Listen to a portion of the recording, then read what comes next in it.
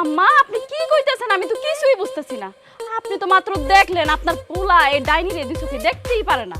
আরে মাইয়া এই তোর কাবিনে কত টাকা দেন মোহর দিচ্ছে? হ্যাঁ, সব টাকা আমি দিয়া দিমু। আর রতন যখন আমার বউ হিসাবে মানে, রতনের হইয়া আমি তোরে তালাক দিতেছি। 1 তালাক, 2 তালাক, 3 তালাক, 22 তালাক। এবার বাইর হ, বাইর হ আমার শ্বশুর বাড়ি থেকে। আমার না হাসি পাইতেছে, আমার মজা লাগতেছে। আচ্ছা তুমি কি বেডা? তুমি আমারে কেমনে তালাক দিবা? আর আমি কি তোমার বউ? আমি রতনের বউ, যদি তালাক দিতেই হয় তাহলে রতন আমারে তালাক দিতে পারবো। আর এত সহজ তুমি আমারে কইয়া দিলা, আমি সুসুর করে এই বাড়ি থেকে বাইরে চলে গেলাম। তা তো না, তুমি রতনের বিয়া করা বউ হইতে পারো, কিন্তু আমি রতনের আগের বউ, আমার অধিকারটাই বেশি।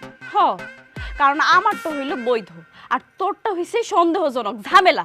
তাই বড় বড় কথা না কইয়া বাড়ি থেকে এক্ষুনি বাইর হইয়া যা। এতে তোর ভালো হইব, আমাদের সবার ভালো হইব। কার ভালো হবে আর কার মন্দ হবে এসব তো আমার দেখা লাভ নাই।